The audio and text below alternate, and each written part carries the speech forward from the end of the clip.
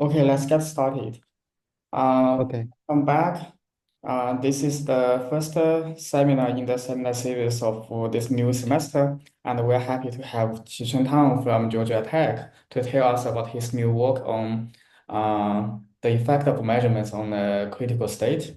And I think maybe surprisingly or not surprisingly, a critical state under weak measurement is no longer critical. Qicheng is now a postdoc at Georgia Tech, and during his PhD study and the current study, he has already done a lot of interesting works on quantum criticality. In fact, in many aspects, especially the non-unitary aspects of some quantum criticality. Uh, I'm sure we will learn a lot from the talk today. Qicheng, please go ahead. Thank you. okay. Well, thank Liu Jing for the introduction and for inviting me to give this talk. So today I will talk about how a critical state behaves under weak measurement. Okay, so this work has just been announced on our archive and is collaborate with Xue Dawen, which is currently my supervisor. Okay, so let's start. Um, this talk will be a little bit technical, so please be free to ask any questions if you have. Okay, so the topic we will going to discuss is about criticality. So what is a criticality? Criticality is a property of the phase transition point of the second order phase transition, which are also known as continuous phase transitions. And these critical points typically exhibits scale invariance, and it's this leads to the description of the conformal field theory by using a set of conformal data known as a central charge, conformal dimension, and the operator product expansion. Basically, they will determine how the system behaves under the scale transformation. Okay, so let us go straight to the central concept in the today. So basically, I will talk about entanglement in these critical states. From the from conformal field theory, actually, we can analytically derive the scaling form of entanglement entropy, and it's known as a logarithmic violation of the area law. So basically, for typical ground state, the entanglement entropy of a subsystem exhibits area law, which means that the value of entanglement entropy actually proportional to the area of the subsystem.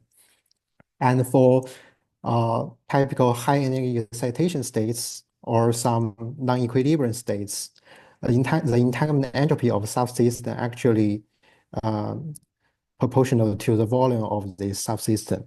And this logarithmic scaling behavior distinguish the critical ground state from other states. And there is a perfector actually seen known as the central charge of this conformal field theory that can characterize the universality of a given critical state. Okay, so however, the long distance correlation, which means a power law decaying correlation in critical states, and the sub-extensive entanglement structure, which is logarithmic entanglement entropy, are generally sensitive to perturbations.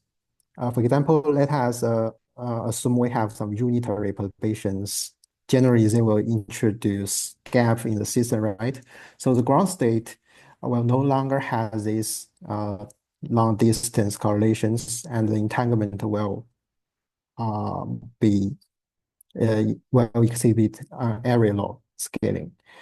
And today, what we are interested in the how this critical behavior um, will be modified by weak measurement. So the basic question is that instead of a collapse of wave function to some trivial product state, would there will be some interesting features? And this leads to the concept, the so-called measurement alternate criticality. So so basically we have a given critical state and we perform some weak measurement onto it. So this is how physically we can get some information of the critical ground state. And certainly you will find that uh, in general, this weak measurement will break any critical behavior of the given critical ground state. But fortunately, at some measurement protocol, you can still have the typical signature of the criticality. So basically, you can have power law decaying correlation function and also the logarithmic entanglement entropy, as I have introduced. These behaviors actually distinguished the general state from critical state. But uh, let us see how this weak measurement works. And let's begin with a simple example of a quantum Ising chain. So suppose we have a initial state which is prepared as the ground state of the critical Ising Hamiltonian. So then we apply the weak measurement, basically is some generalized measurement, and the measurement strings is controlled by this parameter lambda here along x direction. So we will have the post-measurement states in terms of this.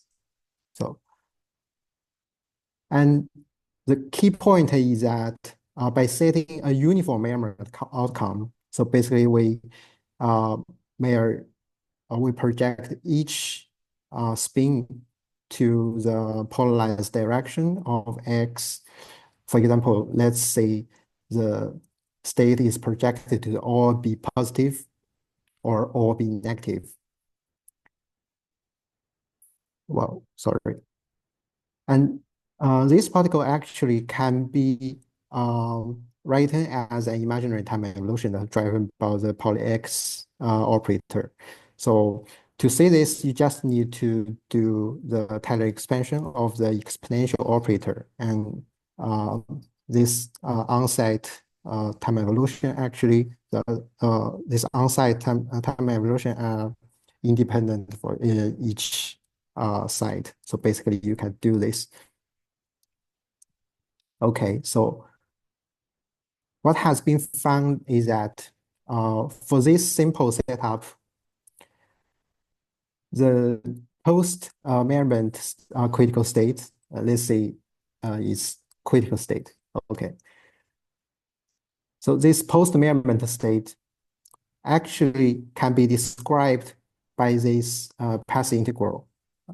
So Uh, uh, Question?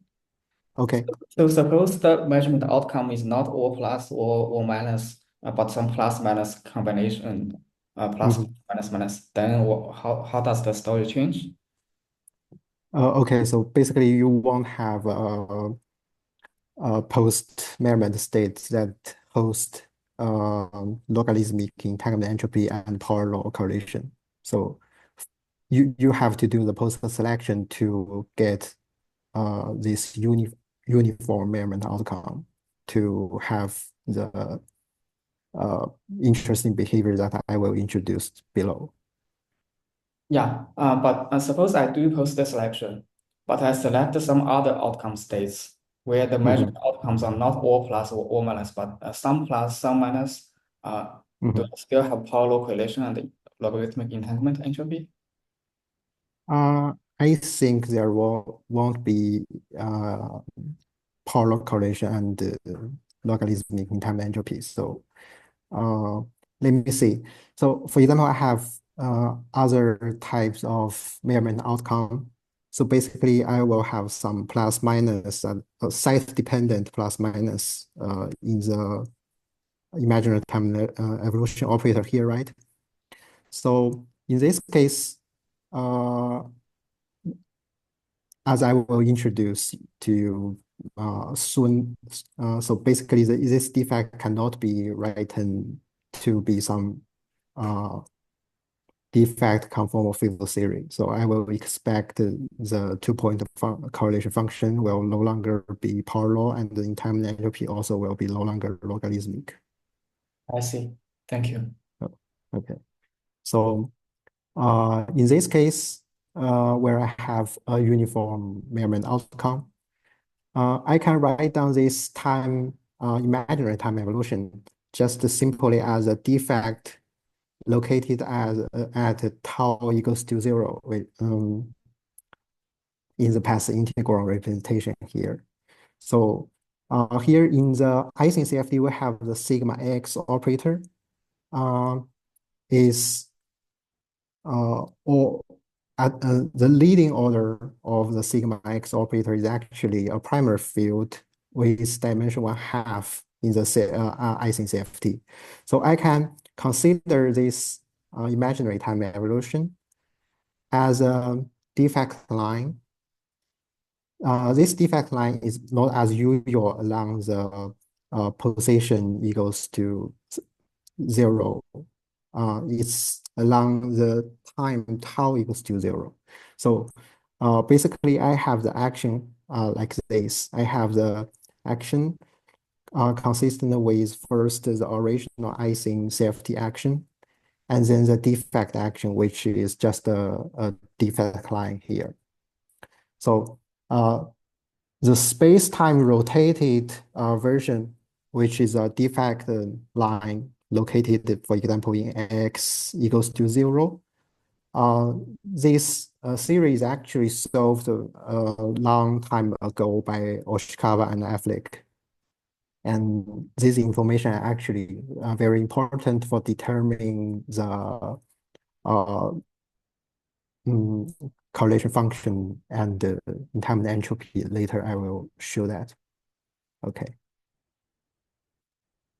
So suppose we want to calculate the half-cut in time entropy. We will introduce a branch cut here. Oh, sorry. So basically, suppose we have a subsystem A that is from minus infinity to x equal to 0. So I introduce a branch cut for cutting this subsystem. And this configuration can be conformally mapped to a cylinder with two defect lines. The first defect line located at the imaginary uh,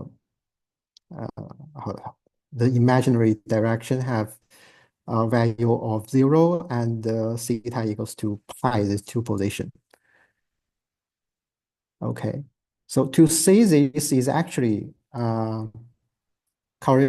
related to the space-time rotated version of the path integral, let us consider the following. So to calculate the entanglement entropy, so this is actually the path integral representation of our reduced density matrix.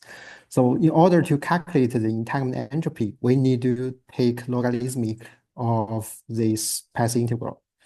But this is actually very hard to do in the field theory. So basically, we need to introduce a replica trick here.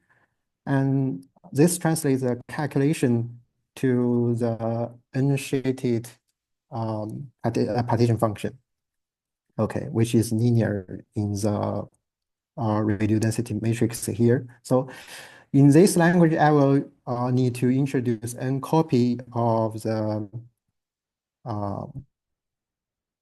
of the defect, the Ising CFD. Okay, and after conform mapping, I can still map this configuration to a cylinder, but I will have two defect line now. Okay, so if I take trace, this is just a cylinder with two defect line and without the bunch cut here. Okay, so is that clear? Okay. So suppose now we consider the defect line is along x to 0, and we still want to calculate the half-cut entanglement entropy. And by conform mapping to a cylinder, we still have a cylinder with a branch cut that introduced by the entanglement cut and two defect line. If I take the trace, so the branch cut will be invisible. So this configuration will be just the same as this configuration. So basically, what does this mean? This means that in sense of computing half-cut in time entropy, these two series are actually equivalent. So based on this, we can reach the analytical solution of the entanglement entropy because this the right part, the defect line is along a given spatial position is actually already being solved. So basically, it's just uh, Ising transfer field Ising chain with deformation of the bound strengths in the middle of the chain. Okay.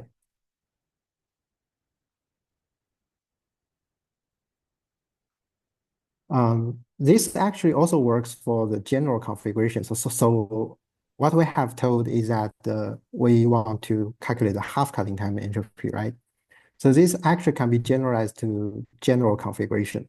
So suppose I still have this path integral of the defect series, and I introduce a subsystem A here, and still this configuration can be conformally mapped to a cylinder with two defect line, which is solvable as we have introduced.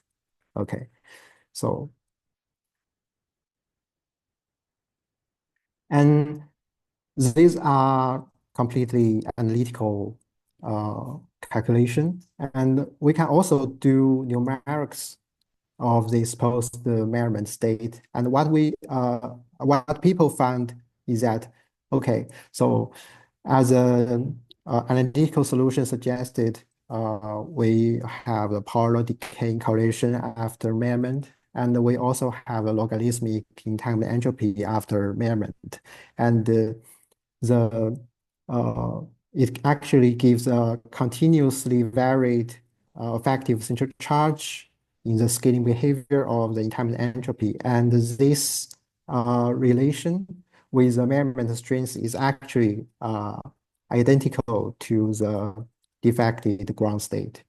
Okay, so this is what we know from the existing literature. Any questions? Okay, so what we are interested in now in this work is the entanglement Hamiltonian. So entanglement Hamiltonian in two-dimensional safety is actually calculatable if we are focused on the case of cutting a single interval from the ground state. So again, we do a conform mapping to a cylinder. And let's say here we're starting from a field theory without defect. It's just a critical ground state. Okay. So by doing this conform mapping to a cylinder, we have the entanglement Hamiltonian on this cylinder is actually the same as a physical safety Hamiltonian. To see this, you just need to consider the cylinder is path integral representation is just a thermal state, right? So the Hamiltonian there is just a physical Hamiltonian because it's thermal state. Your reduced density matrix is just E minus beta H. Okay. So this actually lead to analytical solution of the entire Hamiltonian for general safety ground state. It's just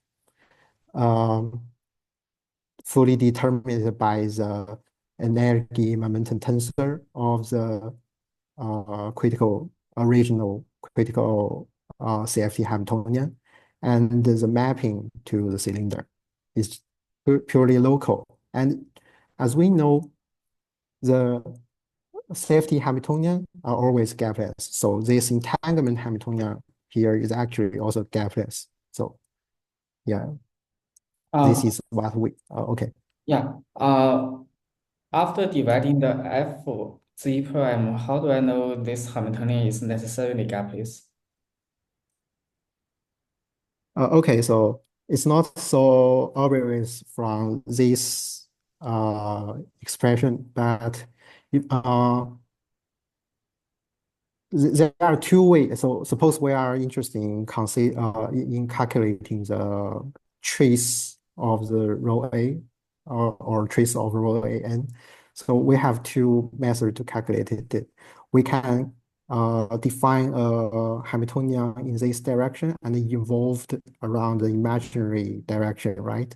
And another method is that we consider Hamiltonian here and involving in this direction. And these two should give the same result.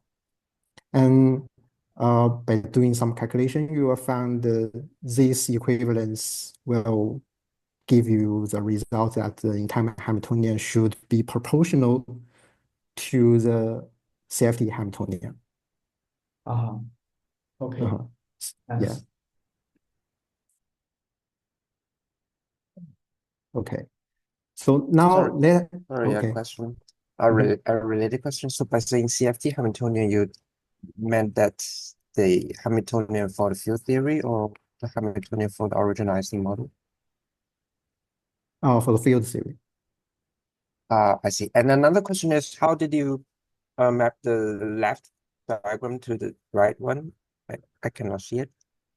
Okay. So basically, uh, here this circle, for example, is mapped to the left circle of the cylinder, and here the right circle is mapped to this right circle of the cylinder, and the Then what bunch. about the boundary, the outside boundary of the left diagram? Oh, here the total system size is assumed to Oh, be infinity. Okay. okay, I see. Yeah. Thanks. Mhm. Any other questions? Okay. Okay, now let us consider the case with defect line. We can still do the same conform mapping to a cylinder, but now on the cylinder we'll have two defect line, one located at theta equals to pi and one located at theta equals to 0. For this case, the entanglement Hamiltonian is actually some kind of average of the physical Hamiltonian and the two defect line here. Unfortunately, we do not know how to solve this case from the CFD context. The solution is still unknown. So generally, by doing this mapping, we cannot tell anything about the entanglement Hamiltonian of a critical state after doing this weak measurement. So uh, that's a technical issue. And here, to get some understanding of the entanglement Hamiltonian after the weak measurement, we consider a simple case. We do not consider general CFTs. We consider critical Dirac fermion. So what's nice in the case of Dirac fermion is that the Gaussianity of free fermion actually allows us to calculate the entanglement entropy, to calculate the entanglement Hamiltonian just from the 2-point correlations. Okay. So basically, we starting from the lattice model. We have a tight bounding model and prepare the ground state at half filling as a starting point. And we perform a weak measurement, and the weak measurement is driven by on-site potential even odd. This style is just a master of the free fermion. And after applying this type of weak measurement, we can calculate the 2-point correlation function. We will say what we say that the 2-point function is still polar decaying. It's still 1 over the distance It's just the per factor and the on-site terms are modified. So basically for the critical ground state, we will have these on-site terms are always be 1/2, do not have any even odd effect. And here we will not have this per factor. Okay, that's the critical ground state case. Now, after the performing the wake measurement, the modification is very slightly, just onset terms and the per factor of the power decaying term. Okay, we can okay. So to solve the time Hamiltonian, we consider the continual field theory description of the lattice model. So basically, we have a Dirac fermion that is driven by the imaginary time evolution, which gives this equation of motion. And the initial condition is a ground state solution of the Dirac fermion. Okay, so we can get the consistent result of the two-point correlation function. It has this very nice structure, which allows us to solve it analytically. Okay. So to do the calculation, the first step is to, okay, so the logic is this. We have the two-point correlator, and to calculate the entanglement Hamiltonian, we will need to take a logarithm to this and inverse to the two-point correlator. And to do that, we need the spectral information, which means that we need to diagonalize this two-point correlator. Okay, so to do that, recall we actually know how to solve the single interval entanglement Hamiltonian from the conformal field theory. It's, as we have introduced, is just by considering conformal mapping to the cylinder, where the entanglement Hamiltonian is actually identical to the safety Hamiltonian. Okay. So the key point here is that this actually means that we can use the same eigenfunction to diagonalize the entanglement Hamiltonian. So in this case, we have the safety Hamiltonian is just the free massless Dirac fermion Hamiltonian. It can be diagonalized by the plane wave on this cylinder.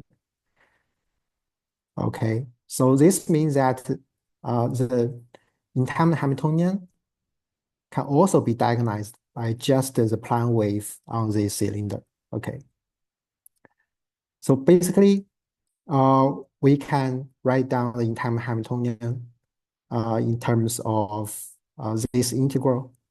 So basically, phi here is just the plane wave on this cylinder with some normalization factor. Okay, and the zx here is just from the infinite plane to the cylinder, the conformal mapping. Yeah. We can do some check about this solution. We just need to integrate back, and after some straightforward algebra, we can actually see that the entanglement Hamiltonian is the same as a safety solution. Okay, so this is our starting point. The entanglement Hamiltonian can be diagonalized by the plane wave on the cylinder. Okay.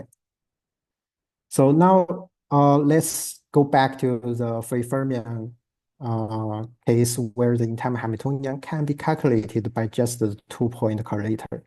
So what does this mean? This means that the two-point correlator can also be diagonalized by the plane wave on the cylinder. So again, just after some straightforward calculation, we can have this 1 over x minus y operator can be diagonalized by the plane wave on the cylinder, okay, with eigenvalue like this. Is there any questions so far? Okay.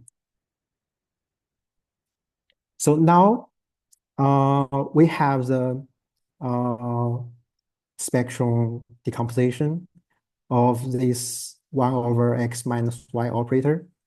And we have the 2-point correlation function just contains two operators. First is a delta function, and second is this 1 over x minus 1 operator. So we can solve the spectrum of the 2-point correlator after weak measurement. So basically, we will get the eigenvalue like this and the eigenvector like this. An important things here is that the eigenvector of the entanglement Hamiltonian, which is phi sx introduced here, is actually just a unitary transformation of the case of ground state. So basically, it's just a unitary transformation. Okay. And from this spectrum decomposition, we can actually have many interesting conclusions. So the first thing is that we have the mapping between the entanglement spectrum before and after weak measurement, which is just from the eigenvalue of the 2-point correlator. Okay, so this gives us the s pi s here is 2 pi s is a entanglement spectrum after weak measurement, and 2 pi s0 is an entanglement and spectrum before weak measurement. They are connected by this formula. And the consequences of this mapping is that it shows there is always a finite gap after weak measurement. And the gap is proportional to the strength of the weak measurement beta here. Okay. So we actually also do the numerics on this free Fermion lattice model, and we found that this mapping works very well, just like the figure shown here. Okay. And another point here is that this relation, I mean, this mapping between entanglement spectrum before and after weak measurement is actually identical to the mapping of the entanglement entropy before, with and without a conformal defect that introduced in the middle of the overall free fermionic chain. Okay, so this is again consistent with the space-time rotation picture that we have introduced in the beginning here. Sorry, here, this mapping. Okay. Is there any questions so far? Okay. And also, from this spectral decomposition, we can analytically calculate the entanglement entropy. So an interesting thing here is that the entanglement entropy is actually follows this separation. So the entanglement entropy can be written as two parts. The first part is an integral over the product of the eigenvector of the entanglement Hamiltonian. And this integral actually controls the scaling behavior of the entanglement entropy. As long as the product of the eigenvector of the entanglement Hamiltonian is unchanged, we will always have the same scaling behavior, no matter what operation we all apply on this critical ground state. Okay, and another part is also an integral that it controls the effective central charge that are shown as a perfactor of the logarithmic scaling of the entanglement entropy. Okay, again, we can get the same result just as a free fermionic chain with a conformal defect. Okay. Is there any question? Okay. And again, we can do the numerics on lattice model, and all works well because we are dealing with some free theory, which, as I introduced, all things are analytically calculatable. Okay, so now we are going to the main result of our work. We can calculate the entanglement Hamiltonian of the post-Merriman state, and this is what previously has not been done. Actually, uh, um, actually we cannot get a closed form of the entanglement Hamiltonian due to uh, mathematically mathematical difficulty. And uh, if you look at this formula, we'll have the kernel of the entanglement Hamiltonian is given by this integral. And this integral is so complicated. So instead of explicit computation, we consider an effective theory by performing the Taylor expansion around S0 equals to 0, which is recall that S0 is a entanglement spectrum of the critical ground state. Okay, so basically it's just a low energy expansion. And we can have the diagonal term of the spinor. So recall that we are dealing with a Dirac fermion. So all entanglement Hamiltonian will be in a spinor form. And the diagonal term of the spinor will give you some only odd terms, odd power of the S0. And off-diagonal term will give you even terms. And if you consider an integral, so we are doing some legal things here. We exchange the integral and the summation. And if you do this exchange, you will find that the Fourier transformation of the power function of S0 actually will give you some infinitely many higher order derivatives of the field operator in your entanglement Hamiltonian.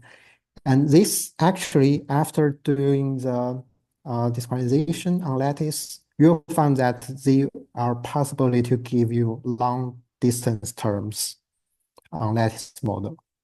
Okay, so this is here when n is can you translate this expression to, if I do a discretization on lattice, can you translate this result to how fast the interaction decays?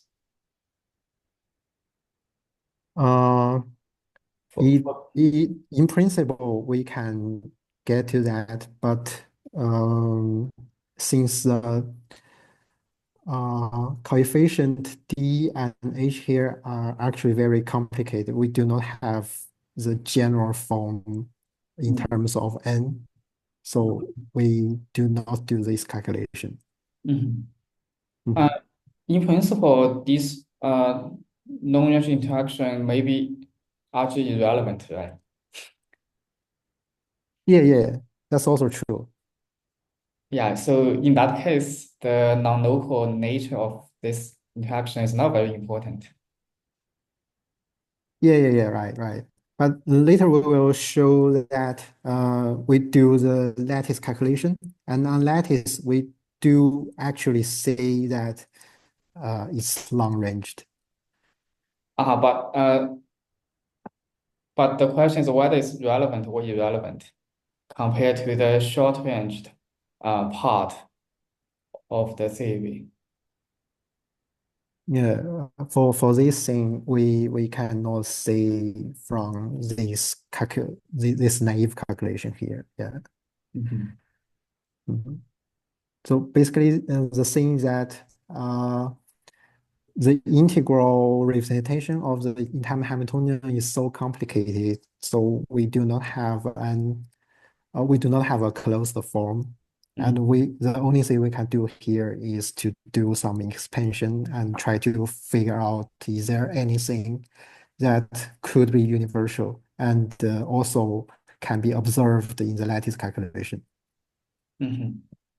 Okay. Okay. So is there any question more? Okay. So if I just look at the lowest order where n equals to 0, we will have the entanglement Hamiltonian actually from these two parts. The first part is diagonal part, and the second part is the off-diagonal part. The diagonal part is actually just a slightly it's just slightly different from the critical ground state. So it has the same structure,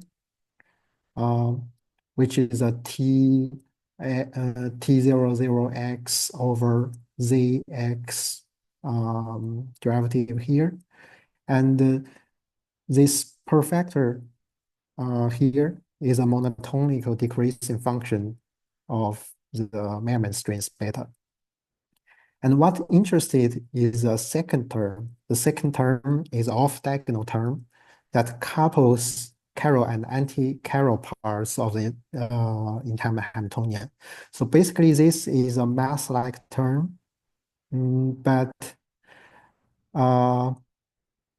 later I will show that this is actually something not so perfectly matched with the lattice result. But it actually indicates there could be a linear gap of the entanglement Hamiltonian, just as we discussed before from the exact mapping before and after weak measurement. So to test this naive solution, we can take the limit beta to 0 and it will reproduce the well-known ground state result. Okay.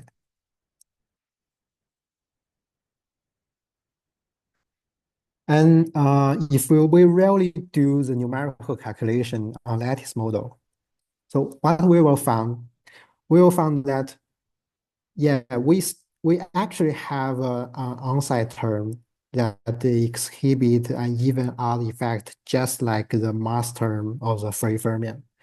But what the analytical calculation cannot explain here is that there is a position dependence of the on-site terms. But in the calculation here, I mean the naive calculation after we doing the dangerous exchange of the integral and the summation and keep owing to the lowest order of n, we got this mass-like term that does not depend on the position. But on the lattice, we found it actually depends on the position, and this position dependence is something we cannot explain naively from the calculation here, but it could be recovered if we consider the calculation to infinity many order of n. Okay, so it works well for the nearest neighboring term, which is given by this part. So basically, this first order derivative of the field operator on the lattice, it will become the nearest neighboring hoppings.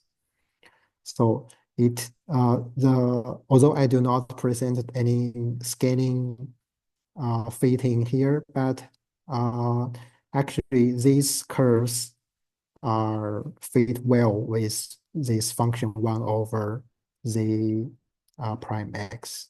Okay. And the perfector of this nearest neighboring hopping terms actually also monotonically decreasing with the increase the measurement strength beta. Okay. And if we consider higher distant hopping terms, numerically we found that the higher distance hopping terms, the strength of these hoppings actually scales in a polynomially way with the distance between two sides. And the exponent of these parallel decays actually quite seems very stable. The even terms will give you an exponent near 2, and the odd terms will give you an exponent near 1. But although these results are very nice on lattice models, but we cannot obtain this from the analytical calculation from the field theory. Okay. Is there any question?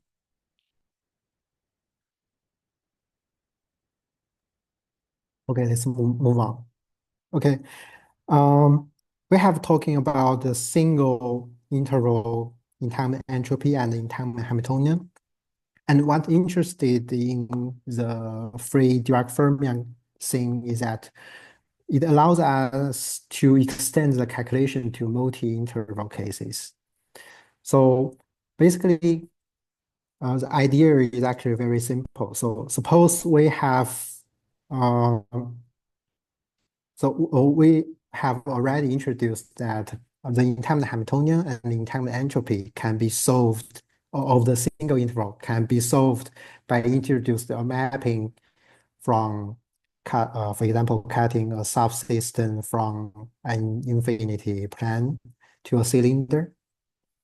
And now here we will consider mapping multiple intervals again to a cylinder. So this generalized mapping will be in this form. Okay, but the problem is that this mapping is generally not conformal. For example, if we consider the two interval cases as an example, we will see that there are some singularity at these points where you will find that the derivative of this mapping equals to 0, which means that it's not a conform mapping. So in general, we cannot extend the calculation to multiple intervals. Okay. But what's nice here for the free Dirac fermion is that the mapping actually works. Okay. This can be shown by just considering a purely algebra calculation of this spectrum decomposition. You will find the eigenvector is solvable in this case. It's again basically just the plane wave after mapping to the cylinder. It's just now the mapping is not actually conformal. Okay. And the mathematics here is actually also very interesting. So basically, this mapping works because there is an isomorphism uh, between a single free fermion field on multiple intervals to multiple free fermion fields on a single interval. So this is the basic reason why we can do this calculation, and it does not apply to any other general CFT. Okay. And this allows us again to calculate the entanglement spectrum analytically and the entanglement entropy. So first, we look at the entanglement spectrum. Again, we have the same mapping before and after requirements is unchanged. And it also indicates a finite gap that linearly in the measurement strings as shown here. Okay. So again, we can also calculate the entanglement entropy in a very similar way. And this integral over the entanglement spectrum S will give you again just the per factor of the logarithmic entanglement entropy. And if we look at the product of the eigenfunction of the entanglement Hamiltonian, that as I have introduced, it controls the scaling behavior of entanglement entropy. You will find that it's in this simple form, and it is only determined by the mapping to the cylinder. Okay. For example, let's look at the two interval case. This calculation will lead us to this very nice form of the entanglement entropy. It's identical to the ground state, the scaling behavior. Just the central charge is changed to an effective one. Okay, so we can also test this on our lattice calculation, and it again works very well. Oh, so that's a basic story of today's talk. So basically, what we have done is that we calculate the entanglement Hamiltonian of the free fermion after weak measurement. And this is based on the fact that all information of free fermion are encoded in just the 2-point correlators, which is modified slightly by the weak measurement. And since this 1 over x minus y operator is solvable, we can derive the analytical expansion of both entanglement Hamiltonian and of both entanglement entropy and entanglement Hamiltonian. Okay, so for the entanglement entropy, we found that the critical scaling behavior is actually only controlled by the eigenfunction. Actually, is a product of the eigenfunction of 2-point correlator, which is unchanged by the weak measurements. This holds not only for the single interval, but also for multi-interval cases. So this point is only for free fermion. The second point is the second point only applicable to free fermion? Actually, no. If we look at the Ising CFT, let's go back to the let's see here. So basically, you will find that the 2-point correlation function of x is also unchanged. I mean, the exponent here is unchanged by the weak measurement. Mm. And this will control the scaling behavior of the entanglement entropy. Mm-hmm. Yeah. So I believe this is some property that general to the critical ground state after this kind of weak measurement. And we are still working on this part, but we think this is some general property of general safeties. Yeah. But the Ising CFT can also be viewed as a free fermion, but coupled to some Z to gauge field. Maybe the Z to gauge Yeah, field that's is not true. important here, Oh, and then it just becomes free fermion. yeah. Yeah, I agree. The icing safety example is too naive here. Yeah. But this can also be actually this kind of behavior can be also be observed in the Nightingale liquid. So if you apply certain mass like imaginary time evolution or the let's say weak measurement to the ground state of a Nightingale liquid, you will again get the logarithmic in time entropy. And again, the polar decaying to point correlator with unchanged exponent. Mm. I see. Yeah, so yeah, I think this can be somehow proven for general safety, but is I'm still working on this. It's not fully accomplished. Yeah. Mhm. So just to make sure, previously you mentioned some analysis can only be carried out for free fermions. That analysis is not for the entanglement entropy, but for the entanglement Hamiltonian. Okay. So this is only for the single interval in time Hamiltonian and only for multi-interval in time entropy. So basically, we do not know how to calculate the in time entropy for multiple intervals for general CFTs. Sorry, do you mean you do not know how to calculate the integral Hamiltonian for multiple intervals for general CFT?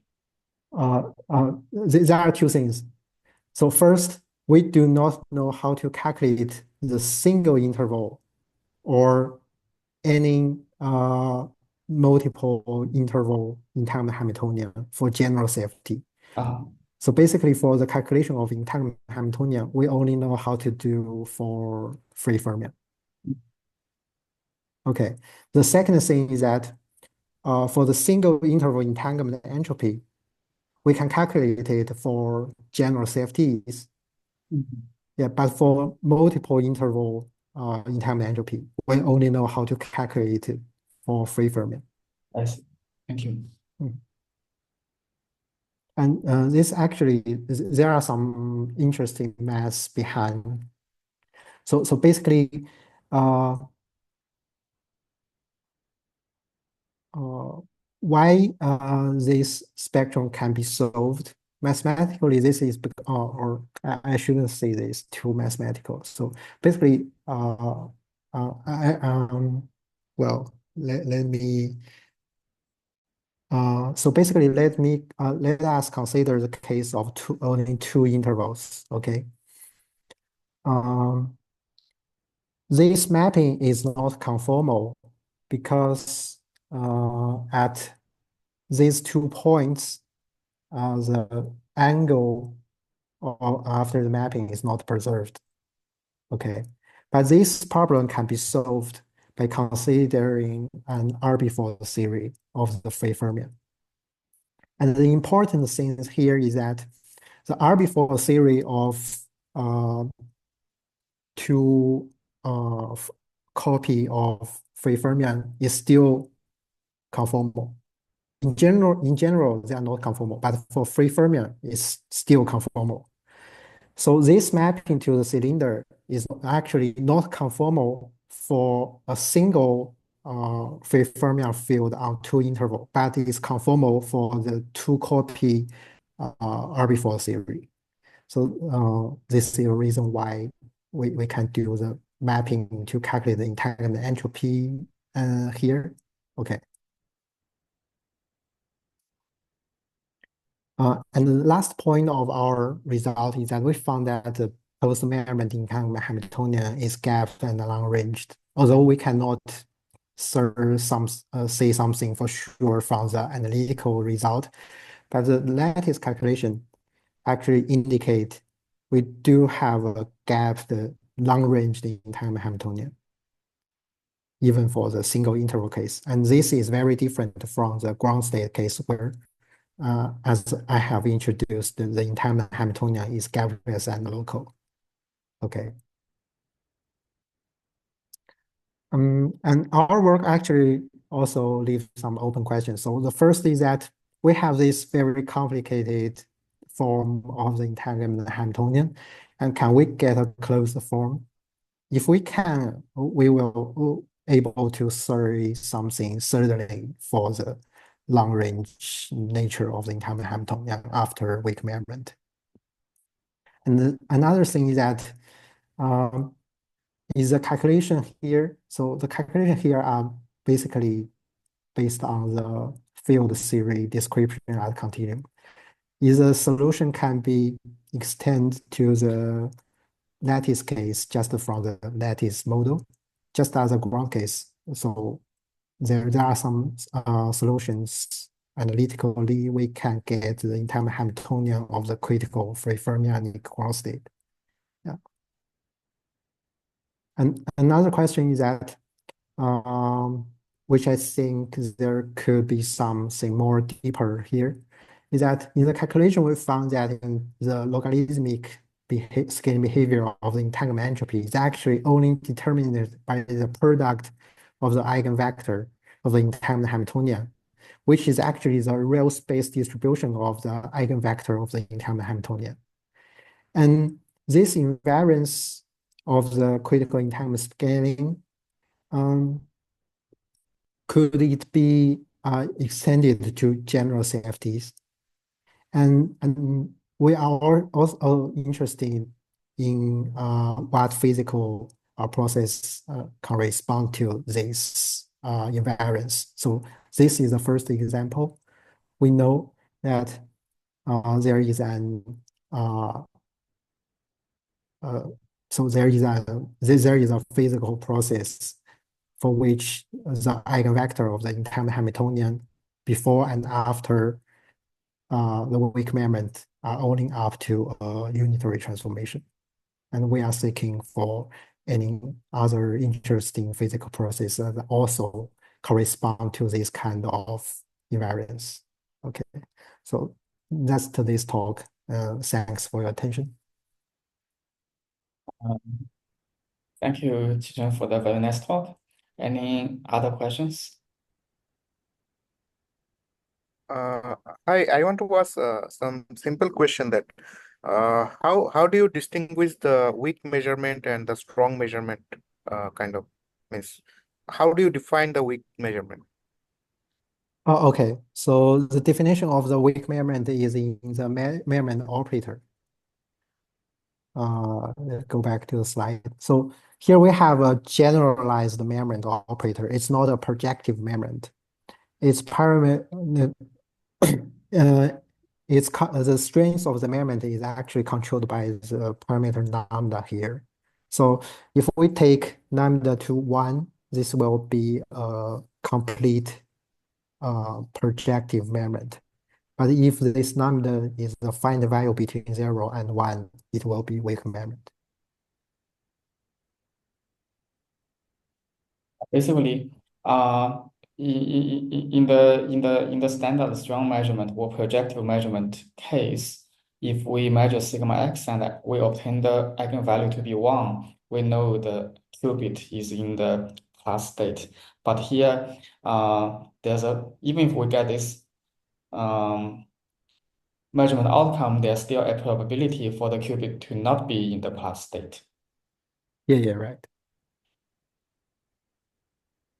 Okay. Thank you. I want to ask a question about the relation between your work and some previous work. During your talk, you cited many papers like the ones on this slide. And am I understanding correctly that in the previous papers, they thought the critical state after the measurement, at least for this particular set of measurement outcomes, the state is critical, and your work is saying actually, although some part looks critical, but some other part doesn't look critical. So the previous literature on this topic, actually they only focus on the scaling behavior of the correlation function and the entanglement entropy. So that's the reason why they say it is critical. And uh, the supportive thing is that this picture works. So basically, the weak measurement, the state after weak measurement can be somehow mapped to a defected CFT. Okay, that's basic things about the criticality after weak measurement. Here we show that although we have observed these two typical signatures, which are the power law decaying correlation function and the logarithmic entanglement entropy, we can still cannot say that for sure that this state is actually critical, in the sense that it does not described by any local CFT. Yeah.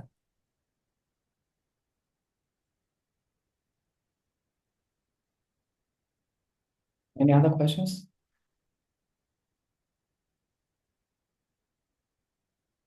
Okay. Actually, I want to add something for this question.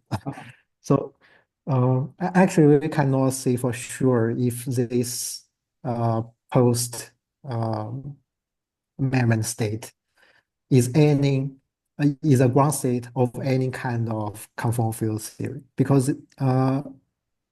we only rule out the possibility it is a ground state of some local conformal field theory. It is possible that it is a ground state of some kind of non-local conformal field theory, but we do not know how to prove this or yeah. What does non-local conformal field theory mean? Okay, for example, I mean the Hamiltonian is not local; it's long-ranged. For example, there are some famous model, long-range Ising chain. You can still have the uh, ground state is described by some kind of conformal field theory, but the Hamiltonian is actually non-local. But personally, I would think this non-local Hamiltonian is not that important in the sense this ultimately the ground state is described by some SNCFT at large distances. So there's one Yeah. non-local Hamiltonian that gives us to this Hamiltonian, but there may also be some other local Hamiltonian that gives us to the same ground state at large distances. Yeah, yeah. I think one interesting question is if I just consider a non-local Hamiltonian, even if it's gapped, the correlation function in general it has power law decay. So what's the most efficient way for us to distinguish such a state compared to a CFT ground state? One way described in your talk is to use the entanglement Hamiltonian, but as you also demonstrated, calculating the entanglement Hamiltonian is generally pretty hard. I wonder if there's any simpler way to distinguish these two types of states, for example, just by measuring some correlation functions. I do not know, but the best case is that the space-time is not symmetric, so we can just measuring the dynamical opponent by calculating some correlation function. So Hmm. if it's not equals to one, so it won't be conformal. Yeah, but I wonder if there's a way to distinguish these two types of states just from the wave functions of the states without looking at the dynamics. I do not know the answer. Hmm. But this is indeed a very interesting question. Okay, any other questions?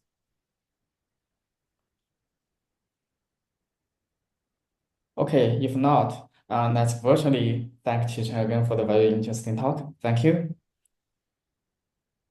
Thank you. Thank you for the invitation. Sure, and we can all leave, and next week at the same time we will have the other talk, the next talk. Yeah, bye. Bye.